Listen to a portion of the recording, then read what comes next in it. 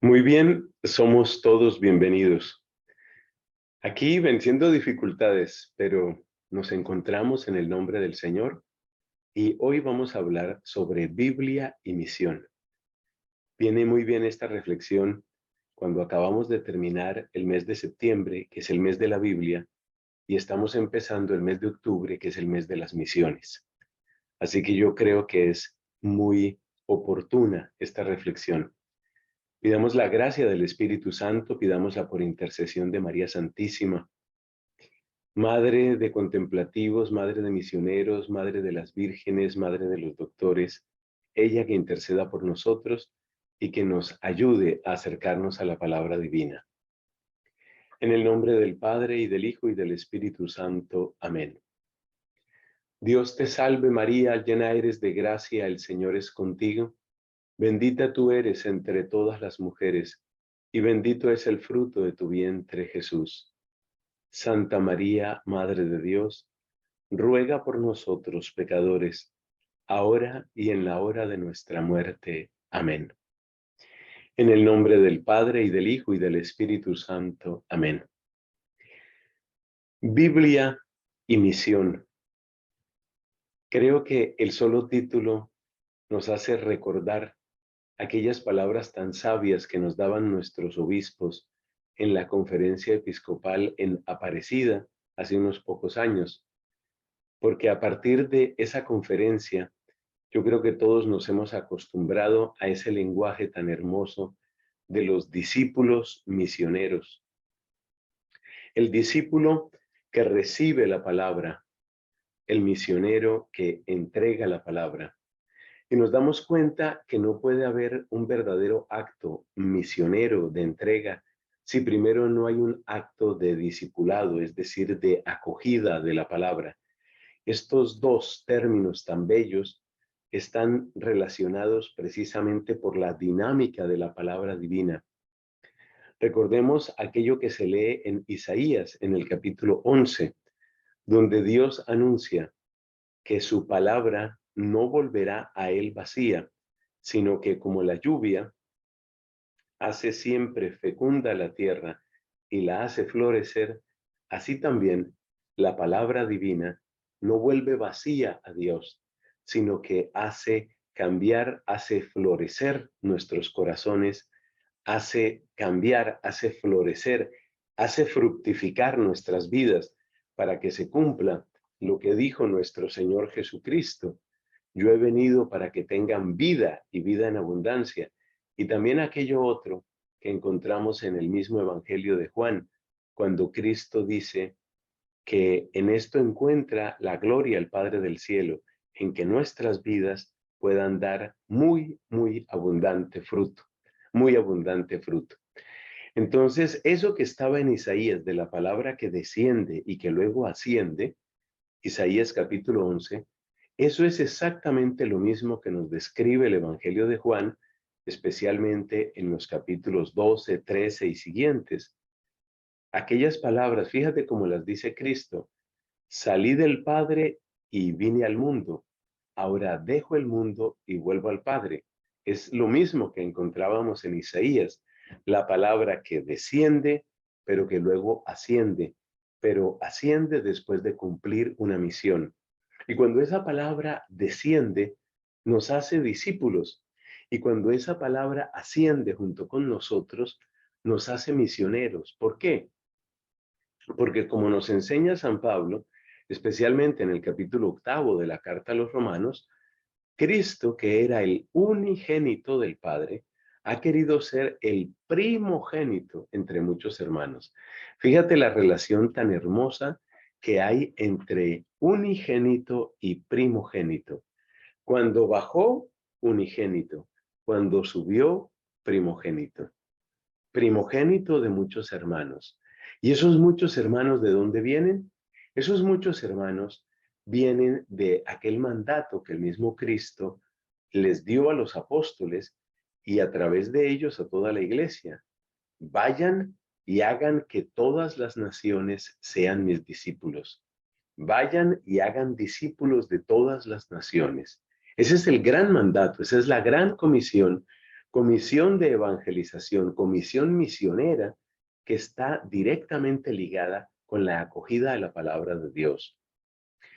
¿Y quiénes han de cumplir ese encargo?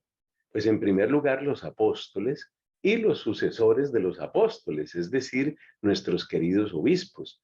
Por eso es muy importante que a nosotros jamás se nos olvide orar por el Papa y por los demás obispos. Eso no se nos puede olvidar. En estrecha colaboración con los discípulos y con los obispos o sucesores, tenemos que encontrar a los sacerdotes, a los diáconos, pero luego si te das cuenta, es un mandato que se va extendiendo realmente a toda la iglesia. Es toda la iglesia la que está llamada finalmente a ser discípula y a ser misionera. Ese padre de familia que comparte su testimonio de vida, su testimonio de hombre creyente con su familia, esa mamá que enseña con su ejemplo y que enseña las oraciones a sus hijos, ahí ellos, esos hombres, esas mujeres, esos papás, esas mamás, están haciendo una labor preciosa, que es labor de discípulos y de misioneros. Muy particularmente los catequistas, los distintos agentes de pastoral, en las distintas expresiones de fe que encontramos en nuestras parroquias y en nuestros movimientos eclesiales, están realizando esa labor de discípulos misioneros. Bueno, aquí termina esta breve introducción. Lo que les voy a compartir ahora es una serie de testimonios que nos muestran en la misma palabra de Dios cómo el Señor, desde el principio, es que ya vas a ver que es desde Adán y Eva, hay una especie de lógica, hay una especie de ley que se va dando y se va repitiendo a través de toda la historia de la salvación. Y esa lógica preciosa, es la lógica de recibir para dar. Ser elegidos para ser enviados, ser discípulos para ser misioneros. Veámoslo en la palabra de Dios. Yo creo que es importante acercarnos a esta palabra y descubrir en ella ese mensaje, que es un mensaje que en realidad se repite. Y yo creo que Dios lo ha repetido precisamente para que no dudemos que esa es su voluntad. Entonces miremos estos testimonios. Empezamos aquí, pues ni más ni menos que por Adán y Eva. Dios llama a nuestros primeros padres, a los que la Biblia llama simbólicamente Adán y Eva, a crecer, ¿cierto? Crecer y multiplicarse. El mandato de Dios implica multiplicarse. Es contrario al mandato de Dios la asociación de parejas voluntariamente estériles, sean heterosexuales o no. Ese asociarse únicamente para disfrutarse, ese asociarse únicamente para, como se dice popularmente en nuestro país, para pasarla bueno, eso es contrario al plan de Dios, porque todos estamos llamados a ser transmisores de los bienes que recibimos. Y puesto que lo que es más característico de la unión del hombre y de la mujer es la fecundidad, entonces la fecundidad frenada, voluntariamente interrumpida, aplazada o cancelada, como en el caso de las mutilaciones de la vasectomía o de la ligadura de trompas, son directamente contrarias al querer de Dios, porque Dios quiere, en lo que es más característico de la unión del hombre y de la mujer, Dios quiere que haya transmisión. Fíjate, ahí está ya esa lógica de la que estamos hablando. Tú recibes un cuerpo en fecundidad y transmites, por el don de la fecundidad, transmites el don de la vida. Ellos son llamados a crecer, crecer afectivamente, crecer intelectualmente, crecer todo lo que tú quieras sobre crecer, pero también a multiplicarse. ¿Por qué? Porque el don de la vida y de la amistad con Dios no se puede quedar solamente con ellos. Están llamados a transmitir el don de la vida y de la amistad. Damos otro paso. Sigamos todavía en el libro del Génesis, encontramos aquel relato del diluvio y tenemos a otro personaje, Noé. Observemos que Dios hace de Noé una especie de nuevo Adán que tendrá por misión renovar y en cierto sentido recomenzar la creación entera. Es evidente que hay una relación peculiar entre Dios y Noé, porque Noé es, según la expresión bíblica, es un hombre justo. Y justo, en el Antiguo Testamento concretamente, quiere decir aquel que se ajusta al plan de Dios, el que se ajusta al plan de Dios. Entonces, si hay ese ajustarse al plan divino, pues date cuenta lo que esto quiere decir. Esto quiere decir que Noé le entrega a Dios la fidelidad de su obediencia, de su cercanía con el mandato divino, con la voluntad de Dios, y Dios le entrega a Noé un pequeñito encargo, que es salvar a la creación, ser el comienzo, por así decirlo, de una nueva y renovada creación. Entonces, ahí encontramos cómo Noé recibe un amor de predilección de Dios que lo preserva frente a la catástrofe, pero al mismo tiempo, Dios, que le ha dado eso a Noé, quiere que ese don se transmita, porque él no se va a quedar simplemente con el don recibido, sino que lo dará a otros. Avanzamos al capítulo número 12 del Génesis y encontramos el llamado que Dios le hace a Abraham. Y observa cómo, de nuevo, hay una elección, hay un acto de predilección, hay un amor de Dios hacia Abraham, pero ese amor que hace de Abraham cercano a Dios no es para que Abraham se quede con eso. Otra vez la misma lógica, sino que Dios le dice, quiero que seas padre de una multitud. Para Dios y en general para la Escritura, es evidente que el bien es para difundirlo, el bien es para compartirlo. Estas ideas un poco locas, estas ideas egoístas según las cuales el mundo no va a alcanzar.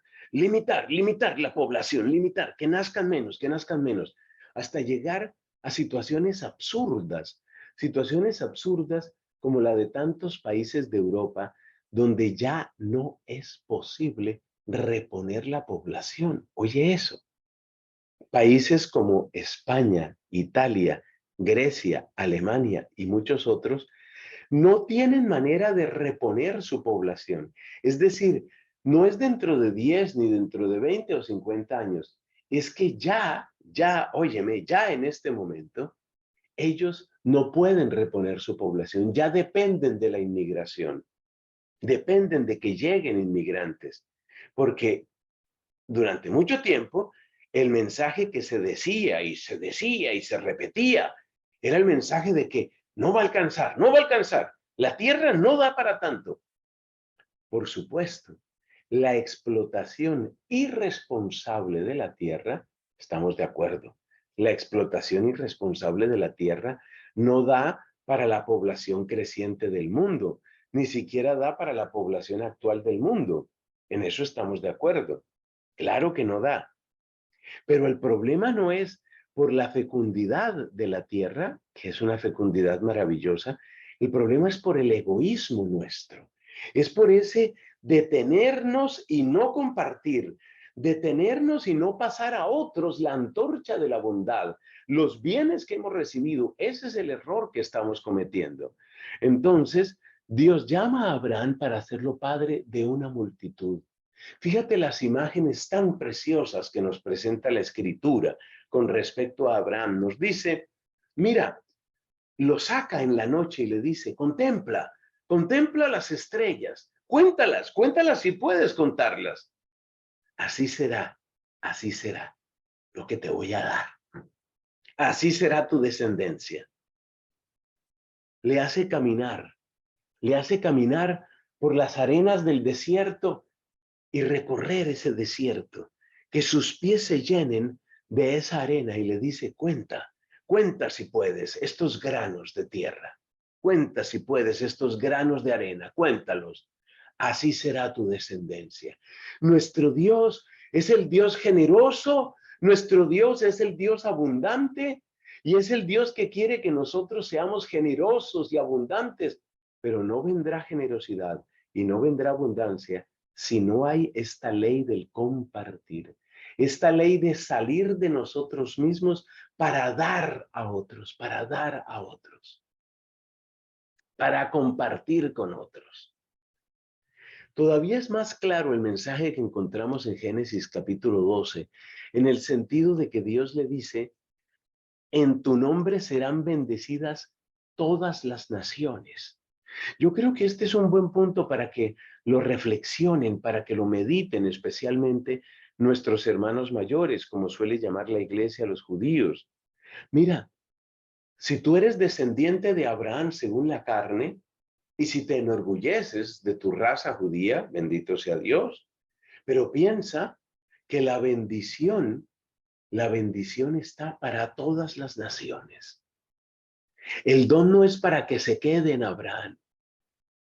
Si ves, en estos ejemplos nos damos cuenta que esa dinámica que luego explicitaron nuestros obispos en Latinoamérica, discípulos, misioneros, esa dinámica está en toda la Biblia. Veamos más ejemplos porque esto nos hace mucho bien y yo creo que con el poder mismo de la palabra, esto nos va cautivando, nos va fascinando en la lógica de Dios. Pasemos a Moisés. Dios llama a Moisés y en un momento dado, cuando ya han salido de Egipto, cuando ya hacen alianza en el Sinaí, o sea, ubícate en las leyes de la Pascua primero, que se celebra en Egipto, y luego en las leyes del Sinaí, o sea, a partir del Éxodo capítulo 14, si quieres, ve mirando todos esos preceptos y te vas a encontrar con algo interesantísimo. Dios llama a Moisés y le da preceptos que debe entregarle al pueblo elegido. Pero esa ley y esos mandatos tienen un propósito que podemos llamar misionero. ¿Cómo va a ser? La ley de Moisés también es misionera. La palabra que Dios le da a Moisés también es misionera. Sí. Mira, por ejemplo, lo que tenemos en Deuteronomio capítulo 4, que es el primer atisbo de ese mensaje misionero que luego se va a repetir varias veces, que va a tener ecos muy profundos y a la vez muy claros en la voz de diversos profetas. Entonces, Deuteronomio 4, y vamos leyendo a partir del versículo 5 hasta el versículo 8. Mira lo que tenemos ahí. Mirad, yo os he enseñado estatutos y decretos tal como el Señor mi Dios me ordenó, para que los cumpláis en medio de la tierra en que vais a entrar para poseerla.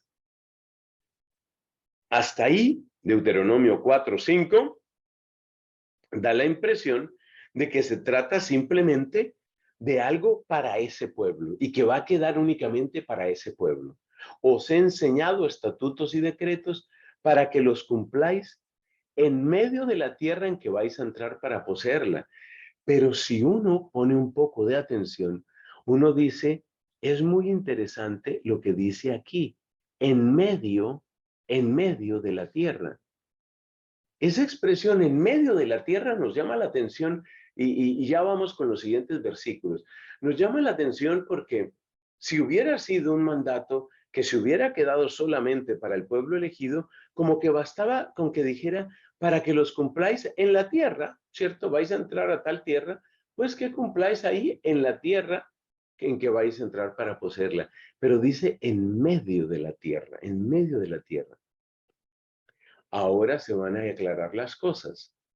Así que guardadlos, se refiere a los estatutos, a los decretos, a las disposiciones de la ley de Moisés. Guardadlos y ponedlos por obra, porque esta será vuestra sabiduría y vuestra inteligencia ante los ojos de los pueblos. Ah, ya entendemos qué era lo que quería decir con ese en medio de la tierra.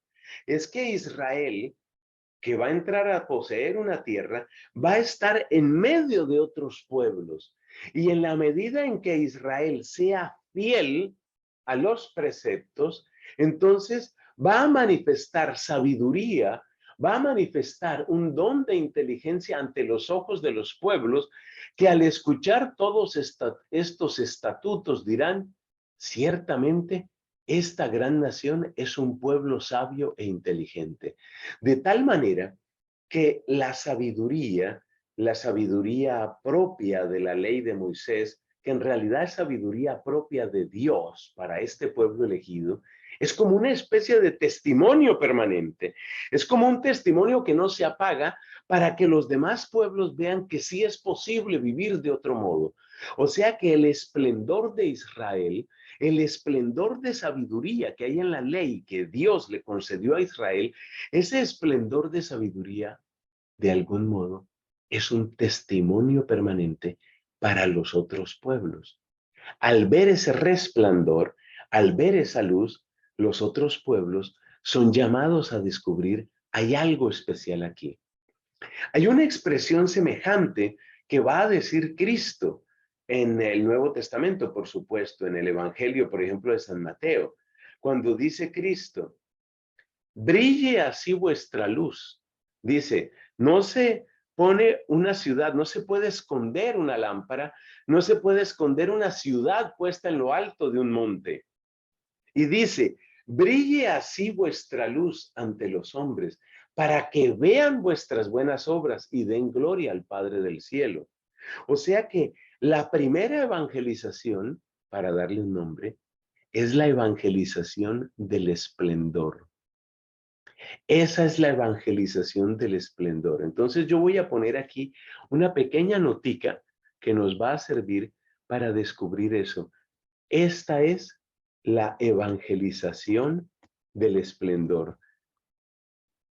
Nosotros estamos acostumbrados a oír hablar del testimonio, está muy bien, pero me gusta mucho la palabra esplendor, la evangelización del esplendor. Entonces, ¿cuál es la primera evangelización a la que estamos llamados todos? La primera evangelización es la evangelización del perdón. Y continúa el texto de Deuteronomio capítulo 4, ya estamos en el versículo 7. Porque qué nación grande hay que tenga un Dios tan cerca de ella como está el Señor nuestro Dios siempre que le invocamos. O sea que los preceptos no solamente van a mostrar la sabiduría, la inteligencia, podríamos decir, la santidad de Dios, sino que van a mostrar también la cercanía de Dios. Es el Dios sabio con una sabiduría que sobrepasa las capacidades humanas. Es una sabiduría trascendente, pero a la vez es un Dios cercano. Es el Dios trascendente y cercano. Para los que somos cristianos, para los que tenemos la fe en Cristo, aquí hay una alusión clarísima al misterio mismo de Cristo, a lo que es Cristo mismo. ¿Por qué? Porque en estas palabras nosotros ya vemos el primer atisbo de lo que es Cristo, que es a la vez trascendente y es tan perfecto y es de la misma naturaleza del Padre, pero es cercano porque la palabra se hizo carne y habitó entre nosotros. Entonces, es la evangelización del esplendor, pero también es la evangelización de la cercanía. Y eso también lo tenemos que escribir. Entonces decimos, esta es la evangelización de la cercanía. Evangelización de la cercanía. ¿Y cómo tenemos que laborar nosotros? Esto significa obispos, sacerdotes, pero también cada uno, cada una, en esa labor en la que está, en ese servicio en el que está. ¿Qué es lo que tenemos que hacer? Pues nosotros tenemos que tener al mismo tiempo la evangelización del esplendor y la evangelización de la cercanía. La evangelización del esplendor es la evangelización de la santidad y la evangelización de la cercanía es la evangelización de la humildad y la evangelización de la caridad. A mí por lo menos me resulta tan interesante descubrir que incluso el don de la ley tiene ya ese carácter misionero.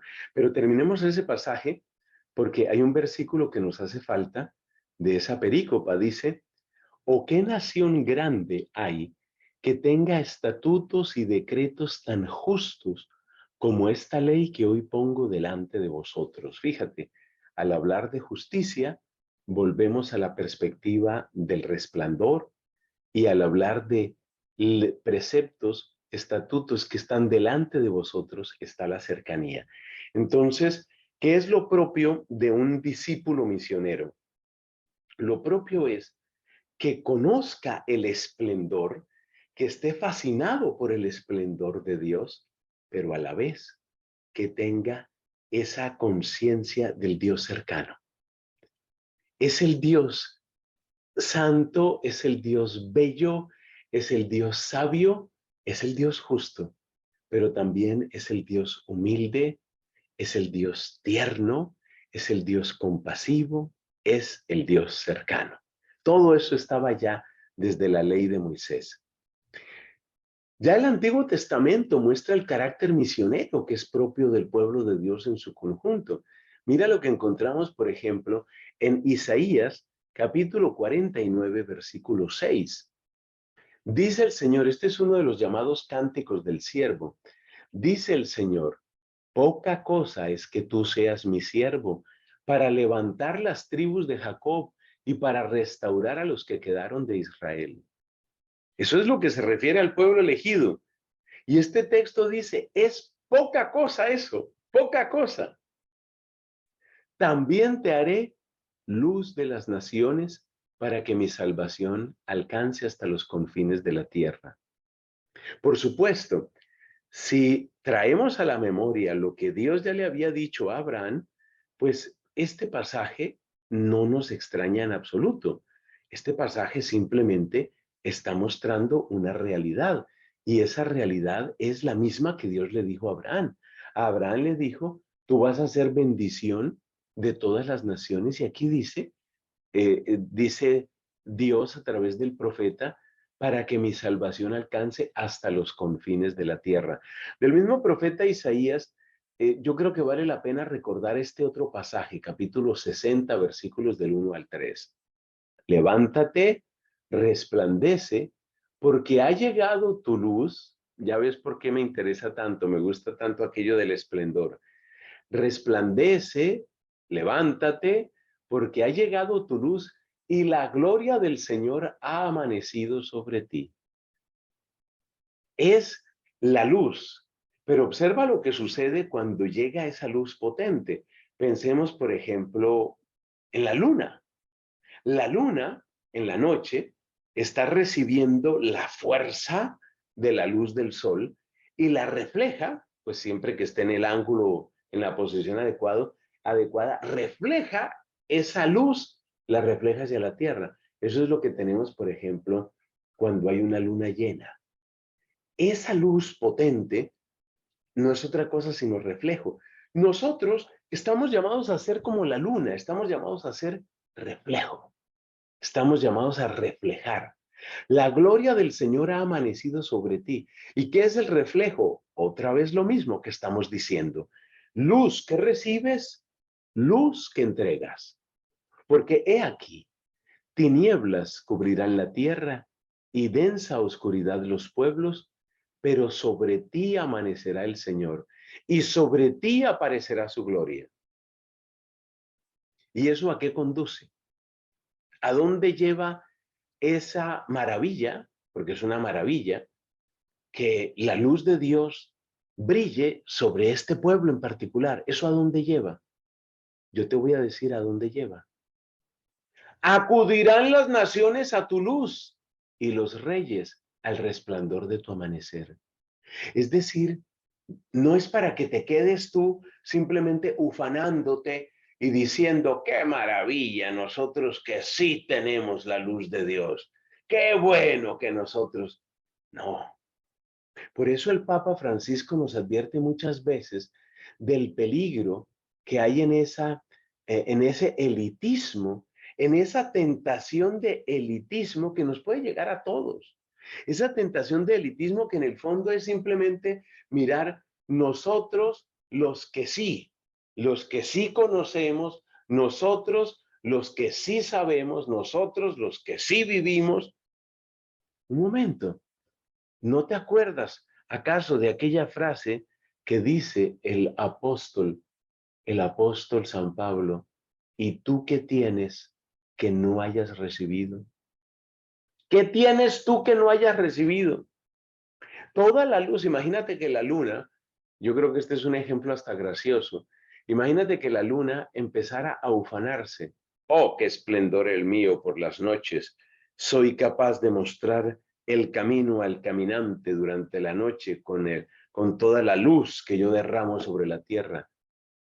Señora Luna, ¿de dónde le viene esa luz? Usted es solamente reflejo. Entonces, por una parte está el derecho y por otra parte está el deber de reflejar, el deber de pasar a otros, de llevar a otros la luz. Por eso somos misioneros. Claramente, vamos despidiéndonos de estos textos del Antiguo Testamento, claramente la alianza establecida entre Dios y un pueblo es el comienzo de una alianza que alcanzará a muchos otros pueblos. Y yo creo que nos tiene una gran sorpresa el Salmo 87 en los versículos del 2 al 6. El Señor ama las puertas de Sión más que todas las otras moradas de Jacob. Es decir, que dentro del pueblo elegido está lo elegido dentro de lo elegido. Sión, el monte donde estaba el templo y donde estaba el palacio real, ese monte, el monte de Sión, era para el pueblo elegido como una manera de mirar la elección misma. Es decir, lo que estaba en Sión era la elección dentro de la elección. Qué cosa tan maravillosa. Es decir, como se dice, la crema de la nata o la nata de la crema, es decir, la cumbre. El Señor ama las puertas de Sión más que todas las otras moradas de Jacob. Cosas gloriosas se dicen de ti, oh ciudad de Dios. ¿Y cuáles son esas cosas gloriosas? ¿Son solo privilegios y privilegios? No. Mira, mencionaré a Egipto y a Babilonia entre los que me conocen, a Filistea y Tiro con Etiopía. ¡Sorpresa! ¡Sorpresa total! Egipto, la nación opresora, Babilonia, la nación que llevó al exilio al pueblo elegido, es decir, los enemigos idólatras. ¿Y qué se va a decir de ellos? Continúa, de sus moradores se dirá, este nació allí. Por eso se puede decir que hay una especie de venganza, una venganza entre comillas, una venganza de Dios. ¿Y cómo es la venganza de Dios? La venganza de Dios se llama conversión. Escribe esa frase que te conviene. La venganza de Dios se llama conversión. Hay un personaje que se llama Longino o Longino. Es el nombre tradicional de aquel soldado que cuando Cristo ya estaba muerto, con una lanza le atravesó el costado. Longino o Longino. Un acto de crueldad que uno podría llamar una crueldad innecesaria. ¿Cómo se vengó Cristo de Longino? Otorgándole la conversión. La conversión es la venganza de Dios. Qué hermoso.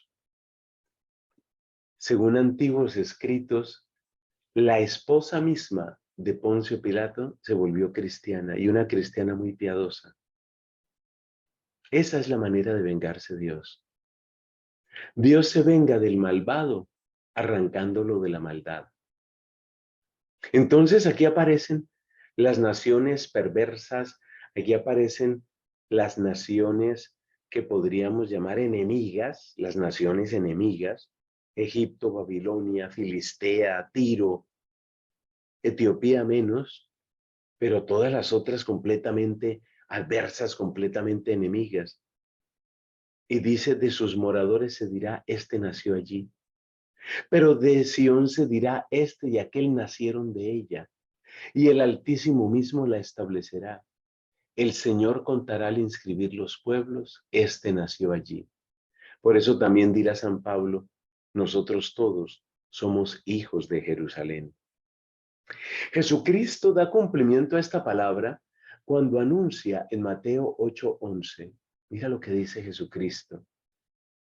Os digo, esta fue una palabra fuerte que la pronunció nuestro Señor Jesucristo en contra de aquellos que en ese momento se creían la élite, es decir, los grandes conocedores de la ley, los fariseos, los escribas. Mira lo que dice Cristo. Os digo que vendrán muchos del oriente y del occidente y se sentarán a la mesa con Abraham, Isaac y Jacob en el reino de los cielos. Esa es la venganza de Dios, nuestra conversión. La venganza de Dios no es la multiplicación del mal, porque la venganza en el sentido natural o en el sentido propio de la palabra, la venganza significa, pues eso, significa eh, destruir a la persona. Eso es lo que significa. Pero la venganza de Dios no es destruir a la persona, es destruir lo que destruye a la persona. No es destruir al malvado, es destruir el mal del malvado. Y eso se llama conversión. Y a eso es a lo que estamos llamados como misioneros. No a ser agentes de venganza, sino ser agentes de conversión. El sacrificio de la nueva alianza se ofrece por los apóstoles, es decir, en favor de la salvación de los apóstoles, que son semilla del nuevo Israel, pero también se ofrece por muchos, por muchos. Por eso en la misa se dice esa, ¿no? Se utiliza esa expresión, esta es la sangre de la nueva alianza que será derramada por vosotros y por muchos para el perdón de los pecados. De todo esto concluimos que la palabra de Dios es palabra de alianza, que a la vez nos elige, nos levanta y nos envía. Yo creo que esos tres verbos son absolutamente claves. Nos elige, nos levanta y nos envía. Estas acciones son inseparables. Por eso, el contacto con la palabra de Dios finalmente nos hace misioneros, porque es la palabra que nos elige, nos levanta y nos envía. Ahora vamos a cerrar esta reflexión con un texto absolutamente brillante, es decir, lleno de ese esplendor del que hemos hablado. Se encuentra en la segunda carta de San Pablo a Timoteo, capítulo 3, versículos del 14 al 17. Recordemos a este respecto un dato muy hermoso, y es que como está en el saludo que Pablo le da a Timoteo en la primera carta, Timoteo era para Pablo un hijo querido.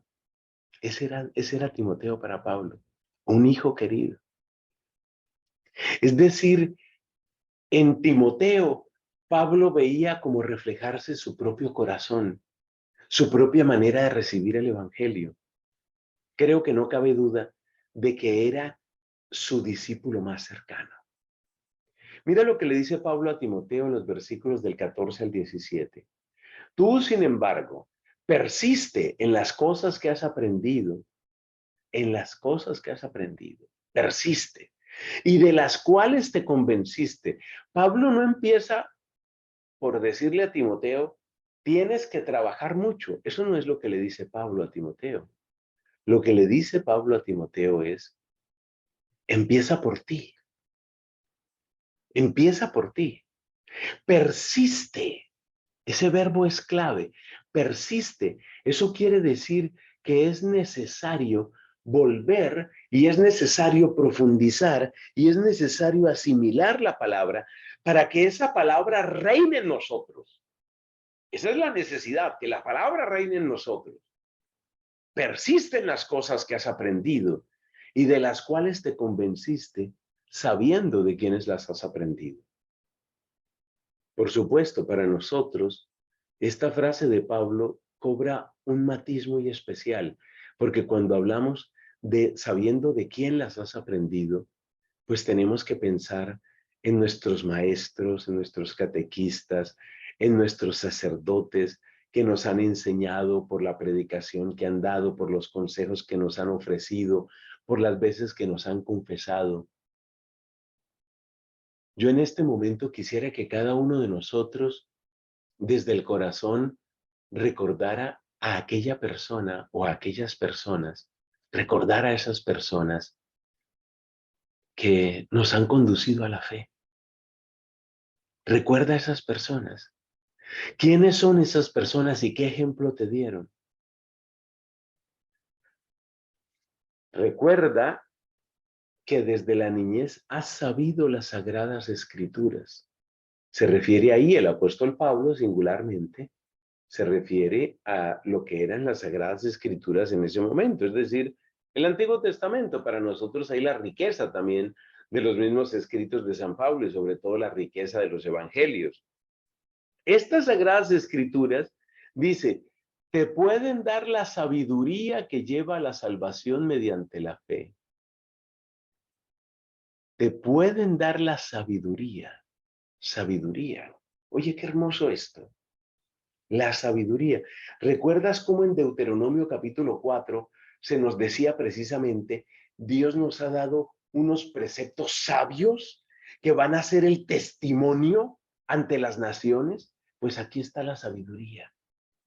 Pero hay algo que aparece aquí y que no estaba en Deuteronomio. Es la sabiduría, ¿cierto? Pero es la sabiduría que lleva a la salvación. O sea que nosotros tenemos no solamente el testimonio de unos preceptos sabios, de unos preceptos santos, sino que tenemos sabiduría que lleva a la salvación. Y a mí me parece encontrar aquí algo que es muy importante para nuestra labor misionera, ahora que hemos recordado que todos tenemos labor misionera. Hay algo que me parece muy importante aquí, mis hermanos, y es que no basta la sabiduría si esa sabiduría no lleva a salvación. Es la sabiduría que lleva a salvación. Es decir, nosotros no tenemos que ser simplemente profesores. La idea no es que seamos simplemente, qué sé yo, gente con mucho conocimiento, grandes intelectuales. Más que eso se supone que tenemos que tener esa sabiduría porque está ahí escrito muy claramente, pero se supone que tiene que ser sabiduría que lleva a la salvación.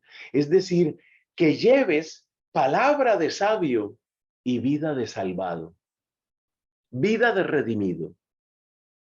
Ese es el misionero. El misionero es ese, el que tiene palabra de sabio y vida de salvo. Ese es el misionero. Palabra de sabio y vida de salvo, vida de redimido. Que se note en ti que de verdad Dios te ha rescatado.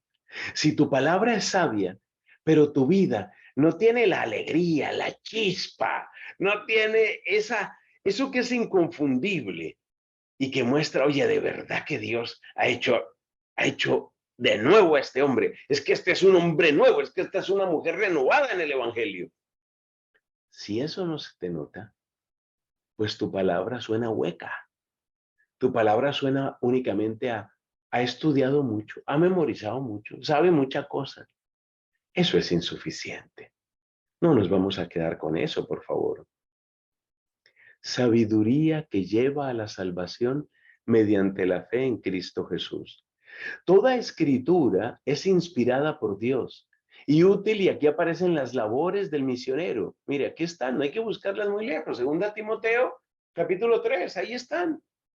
Toda escritura es inspirada por Dios y es útil para enseñar, reprender, corregir, instruir en justicia. Me llama la atención que de estos 4 verbos hay 2 que son prácticamente sinónimos: reprender y corregir. Eso quiere decir que el misionero no es simplemente un personaje que entretiene, y que lo fundamental dentro de la labor misionera no está en entretener. ¿Por qué digo esto? Tal vez estoy siendo muy, no sé, tal vez estoy siendo eh, muy crudo al mencionarlo, pero es que hay una idea de evangelización como en el sentido de que la evangelización tiene que ser entretenida, Como que la evangelización tiene que ser, como dicen en inglés, it will be fun, ¿no? Como que tiene que ser agradable, chistosa. Sí, a ver, un apunte a tiempo se agradece, una sonrisa, aliviar un poco el ambiente cuando está pesado, eso está muy bien. Pero el oficio primero nuestro no es entretener y el oficio primero nuestro no es agradar a las personas aprobándoles lo que esas personas piensan, porque esa es otra desfiguración que lamentablemente se está presentando, lo digo con conocimiento de causa dentro de la Iglesia Católica, y es la idea de que para que la gente no sea parte del Evangelio, el Evangelio tiene que repetirles lo que ellos ya están viviendo. Por ejemplo, con ese estribillo tan pernicioso y tan peligroso, ese estribillo que es, no, pues es que Dios te hizo así. Entonces, en este ambiente, en esta situación tan compleja que vivimos con lo de ideología de género, pues eso se repite. No es que Dios te hizo así. Ya quédate tranquilo porque Dios te hizo así. Y mira lo que dice 2 Timoteo 3. Hay que reprender, hay que corregir, hay que enseñar. Es decir, nosotros no estamos llamados, no hemos sido llamados por Dios para simplemente aprobarle a la gente la vida que lleva. Esa no es nuestra labor. No es para aplaudirlos o no es para decirles lo que haya que decirles con tal de que no se alejen. No, esa no es nuestra labor. Nuestra labor es reprender, corregir, enseñar. Que eso se hace desde el amor, ¿de acuerdo? Nadie lo duda, nadie lo duda. Pero desde el amor y con amor, reprender, corregir, enseñar. Nosotros no estamos para canonizar lo que el mundo ya vive. Esa no es nuestra tarea. ¿Y esto a dónde conduce? A fin de que el hombre de Dios sea perfecto en sí mismo y equipado para toda obra buena, es decir, practicante, verdadero practicante de la virtud. Yo creo que son palabras muy claras las que el Señor nos ha dado. Palabras tomadas del Antiguo y del Nuevo Testamento, especialmente del Deuteronomio, de los Evangelios y de San Pablo a Timoteo, que nos muestran, por una parte, esa ley que atraviesa toda la Escritura, esa ley que significa recibir y dar discípulos y misioneros, pero también nos ha mostrado qué es lo que tenemos que dar. Y la respuesta es, pues elemental, tenemos que dar lo que recibimos. Y por consiguiente, no se trata de acomodar el Evangelio a lo que a mí me gusta, ni tampoco acomodar el Evangelio a lo que le gusta a la gente hoy. Ese es el hermoso mensaje que nos presenta la Escritura. Y yo creo que en esa frontera en la que estamos en este momento, como dije al principio, entre el mes de la Biblia y el mes de las misiones, tenemos una magnífica oportunidad para, para apreciar lo que hemos recibido y para redescubrir el deber de compartirlo. Termino con una oración y les ofrezco con cariño la bendición. Padre Dios, que has enviado al mundo la palabra de la vida y el espíritu de santidad. Padre Dios, que aprecio de la sangre de tu propio y tu único Hijo, nos has dado la salvación. Te damos gracias. Te bendecimos, Señor, por tu ternura, por tu compasión, por tu bondad incomparable. Te damos gracias y te alabamos. Te glorificamos, Señor. Te glorificamos con acción de gracias y te pedimos que sea tal tu obra en nosotros que, enamorados de tu resplandor, sepamos transmitir a otros el mensaje de salvación. Transmitirlo con alegría, con convicción, con pureza y también con eficacia. Ayúdanos, Señor, revitaliza nuestro servicio a Cristo y a la Iglesia. Haz que nuestra consagración, haz que nuestra manera de servirte, Señor, sea grata ante tus ojos y sea bien y salud para nuestros hermanos. Gracias, gracias por llamarnos para que seamos tuyos. Gracias por llamarnos para que estemos junto a ti. Y ahora, mis hermanos, con todo gusto y con todo amor, quiero ofrecerles la bendición. El Señor esté con ustedes. La bendición de Dios, Padre, Hijo y Espíritu Santo, descienda y permanezca para siempre. Gracias, gracias por estar aquí. Bendición y hasta una próxima oportunidad que Dios nos conceda.